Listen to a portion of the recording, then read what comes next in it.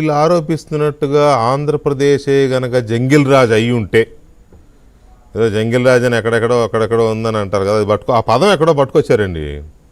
ఆ పదం పట్టుకొచ్చి ఈ మధ్య కొత్తగా వాడుతున్నారు. ఓకే, జంగిల్ రాజ్ అంటే తెలుగులో ఆటవిక రాజ్యం, అంతే కదా.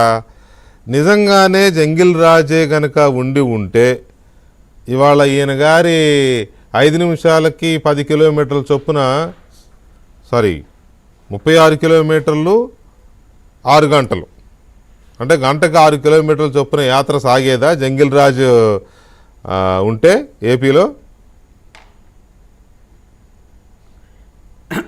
వెంకటకృష్ణ గారు, జగన్మోహన్ రెడ్డి గారు ఈరోజు ఒక మాట అన్నారండి.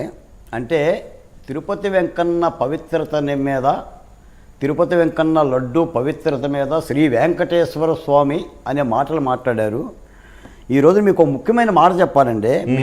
మేమే పరిశుద్ధులం, పరిశుద్ధాత్మలం అని చెప్పేసి జగన్మోహన్ రెడ్డి గారు లడ్డూలో ఏమీ జరగలేదు అనే మాటని ప్రపంచానికి చెప్పే పని చేస్తున్నారండి. నేను చెప్తున్నాను వెంకటకృష్ణ గారి ద్వారా, జగన్మోహన్ రెడ్డి గారు పిత కుడి చెయ్యి బయటికి తీసుకొని పిత పుత్ర పవిత్రాత్మ నామమున ఆమెనని మీరు నమ్ముకున్న చిత్రపటం దగ్గరికి వెళ్ళండి.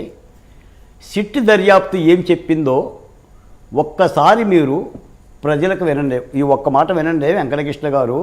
2019-24 మధ్యకాలంలో కల్తీ నెయ్యి విషయంలో జరిగిన ఘోర తప్పిదాలను, నిబంధనలకు విరుద్ధంగా తీసుకున్న నిర్ణయాలను, ఉద్దేశపూర్వకంగా చేసిన మోసాలను వివరిస్తూ 11 పేజీల సిట్టు రాసింది లేఖ. దర్యాప్తు తేలిన అంశాలు: